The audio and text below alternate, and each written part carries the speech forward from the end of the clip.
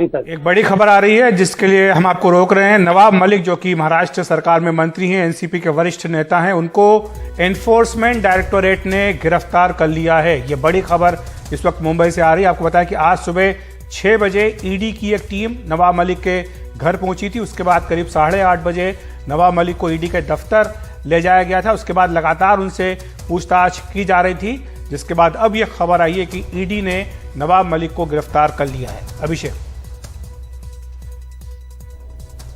बिल्कुल, और नवाब मलिक लगातार इसको लेकर अखिलेश पहले भी बोलते रहे। ये पूरी कहानी वैसे समीर वानखेड़े से शुरू हुई थी। समीर वानखेड़े ने नवाब मलिक के एक दामाद को गिरफ्तार कर लिया था, जिसको लेकर एक व्यक्तिगत खुन्नस आप कह सकते हैं वो थी।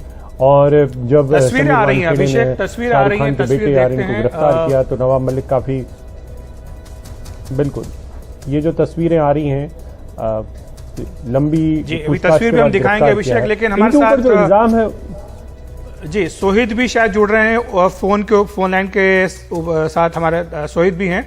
सोहिद, अगर आप मुझे सुन पा रहे हैं तो ये क्या वजह बताइए ईडी ने उनको गिरफ्तार करने के पीछे। सोहित के पास हम जानने की कोशिश करेंगे, लेकिन अभिषेक यही प्रश्न आपसे, आपके मुताबिक ये पूरा मामला क्या है जिसके चलते ईडी ने नवाब मलिक को गिरफ्तार किया है। ये तस्वीरें आ रही हैं नवाब मलिक की ईडी दफ्तर पर। बिल्कुल ईडी दफ्तर से बाहर निकल रहे हैं। इकबाल कास्कर जो कि दाऊद का भाई है, उसे वो पहले से ही गिरफ्त में है। उसको कुछ दिनों पहले पूछताछ के लिए ईडी ने अपनी हिरासत में लिया था और उसके बाद उसकी गिरफ्तारी के बाद उसने ऐसा खुलासा किया है कि नवाब मलिक ने दाऊद से जुड़ी हुई कुछ प्रॉपर्टीज खरीदी थी, जिस सिलसिले में ये पूछताछ की जानी है, जिसको लेकर गिरफ्तार किया गया है नवाब मलिक को। हमारे साथ सोहित है, वहां पर काफी माहौल गरमाया हुआ भी है। अखिलेश, ये भी एक बात ध्यान। और हम देख रहे थे सुबह से अभिषेक तीखी राजनीतिक प्रतिक्रियाएं भी इस पूरी पूछताछ को लेकर आ रही थी, वो चाहे शरद पवार हो या संजय राउत हो या अन्य नेता हो। बीजेपी की ओर से भी इस मामले में प्रतिक्रियाएं थी और लगातार नवाब मलिक, हम देख रहे थे कि जब मामला चला था शाहरुख खान के बेटे का, तो उसके बाद लगातार वो सार्वजनिक रूप से आकर के न सिर्फ बचाव कर रहे थे, बल्कि उन्होंने पूरे जो एनसीबी है उसके कार्यप्रणाली पर कई सवाल भी उठाए थे और साथ ही साथ उन्होंने कई गंभीर आरोप भी लगाए थे। आपको लगता है कि ये सारी चीजें एक दूसरे से जुड़ी हुई हैं अभिषेक? और हमारे साथ सोहित है, अखिलेश जुड़ रहे हैं हमारे साथ। सोहित कहाँ पेश कर रहे हैं नवाब मलिक को? अभिषेक, अभी उन्हें ईडी दफ्तर से निकाला गया है। गिरफ्तार करने के बाद पहले उन्हें जेजे अस्पताल ले जाया जाएगा, जहां पे उनकी मेडिकल की जाएगी और उसके बाद उन्हें सेशंस कोर्ट में पेश किया जाएगा। दरअसल ये पूरा मामला मनी लॉन्ड्रिंग केस में है और इसमें हाल ही में आपको भी पता है कि इकबाल कास्कर की जो कस्टडी है वो ईडी के पास आई है और जो सूत्र बता रहे हैं ईडी के, उनका यही कहना है कि उनके पास ऐसे कुछ सबूत मिले हैं जिसमें कुछ प्रॉपर्टी नवाब मलिक ने खरीदे थे और जो इस पूरे मामले में मनी लॉन्ड्रिंग का मामला सामने आया है और इसी सिलसिले में कहीं ना कहीं उनको पूछताछ के लिए बुलाया गया।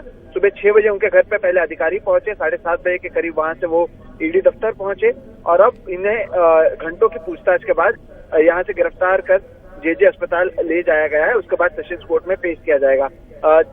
तो अभी फिलहाल यही कहा जा सकता है ईडी के अधिकारियों की ओर से कि जो मामला है, क्योंकि उसमें कई और तार जुड़ते हुए नजर आ रहे हैं और इसलिए आज सुबह से जब उससे पूछताछ की गई तो जिस तरह के आंसर्स उनकी ओर से दिए गए थे उससे ईडी के अधिकारी संतुष्ट नहीं थे उस जवाब से और इसलिए उन्हें गिरफ्तार किया गया है।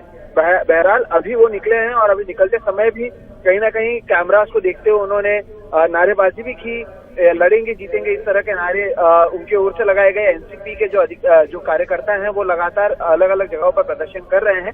बहरहाल सेशंस कोर्ट के यहाँ पर भी अभी सुरक्षा बढ़ा दी गई है। पुलिस सुरक्षा के बीच नवाब मलिक को जेजे अस्पताल ले जाया गया है। सुबह से ही कई नेता हो, चाहे एनसीपी के हों, शिवसेना के हों, वो लगातार जिस तरह से पूछताछ के लिए बुलाया गया उस पर सवाल उठा रहे थे, लेकिन इस सबके बीच अभी उन्हें गिरफ्तार कर लिया गया है और अभी उन्हें कुछ समय में अदालत में भी पेश किया जाएगा। बिल्कुल। सोहित, आप नवाब मलिक से कई बार प्रेस कॉन्फ्रेंस के सिलसिले में और वैसे भी मिलते रहे हैं खबरों के लिहाज से, तो उनको इस बात की आशंका तो थी कि वो ईडी उनको गिरफ्तार कर सकती है। वो तो कई बार ट्वीट भी करते थे कि बिस्किट चाय के साथ उनका स्वागत है।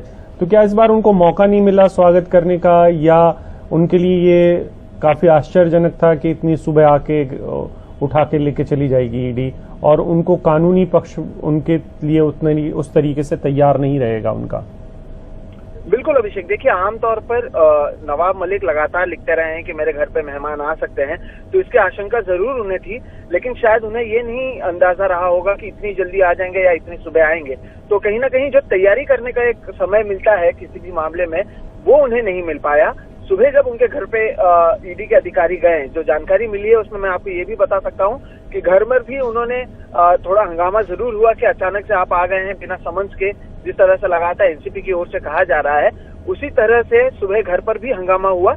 लेकिन करीबन 1 घंटे घर पर पूछताछ के बाद उन्हें एनसीबी दफ्तर लाया गया और अब उन्हें गिरफ्तार किया गया। तो जरूर पहले से उन्हें ये जरूर पता था कि जिस तरह से बार बार वो ट्वीट भी करते थे कि कहीं ना कहीं उन पर कार्रवाई हो सकती है, लेकिन आज सुबह 6 बजे आएंगे इस तरह की जानकारी उनके पास नहीं थी।